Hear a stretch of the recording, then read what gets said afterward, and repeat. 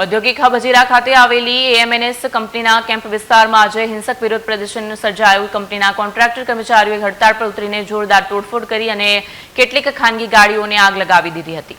Police સૂત્રો પાસેથી મળતી માહિતી અનુસાર હરિયાણાના પાણીપતમાં એક કર્મચારીના મોતનો વિડીયો સોશિયલ મીડિયા પર વાયરલ થયા બાદ હજીરા સ્થિત કંપનીમાં કામ કરતા મજૂરોમાં ભારે રોષ ફેલાયો હતો। આ વિડીયોની ઘેરી અસર હેઠળ મોટી સંખ્યામાં કામદારો એકત્ર થયા હતા અને કંપની સામે રોષ ઠાલવવા શરૂ કર્યો હતો। સૂત્રોના જણાવ્યા અનુસાર અચાનક ઉગ્ર બનેલા કામદારોએ કેમ્પ વિસ્તારમાં પાર્ક કરેલી વાહનોને નિશાન બનાવીને પથ્થરમારો કર્યો હતો અને 2-4 મારુતિ કારમાં તોડફોડ કરી હતી। આ દરમિયાન કેટલાક લેબરોએ પેટ્રોલ છાંટીને ગાડીઓને આગ લગાવી દીધી હતી, જેના કારણે સમગ્ર વિસ્તારમાં અફરાતફરીનો માહોલ સર્જાયો હતો। ઘટનાની જાણ થતાં સ્થાનિક પોલીસની ટીમ ઘટનાસ્થળે દોડી આવી। પોલીસે પરિસ્થિતિ કાબૂમાં લેવા લાઠીચાર્જનો આશરો લીધો અને મોટી સંખ્યામાં કામદારોને વિસ્તારમાંથી હટાવ્યા હતા।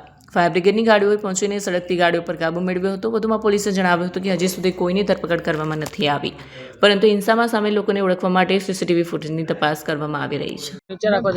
क्या परिस्थिति हुई थी और पुलिस ने किस तरीके से पूरा टेकल किया? પાણીપતમાં જે એલએનટી કંપની છે એના વર્કર્સને જે આંદોલન થયું એ વિડીયો અહીંયા સુરત ખાતે વર્કર્સના ગ્રુપમાં વગેરે વાયરલ હતા। એને લઈને એ લોકો પણ પોતાની માગણી સંતોષવા માટે સવારે હડતાલ પર બેઠા હતા, જે અંગે પોલીસને જાણ થતાં પોલીસ દ્વારા તાત્કાલિક તેમની સાથે વાતચીત કરીને સમાધાન કરવાનો અને સમજાવવાનો પ્રયત્ન કરેલ। જે દરમિયાન પથ્થરમારો વગેરે ચાલુ થતાં પોલીસ દ્વારા સ્વિફ્ટ એક્શન લઈને જે જવાબદારો છે એમની વિરુદ્ધ કાર્યવાહી કરવામાં આવી।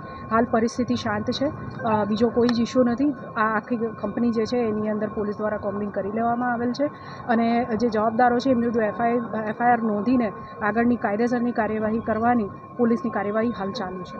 मैम कितनी गाड़ी को नुकसान हुआ यहाँ पे? એનું અત્યારે સર્વે ચાલુ છે।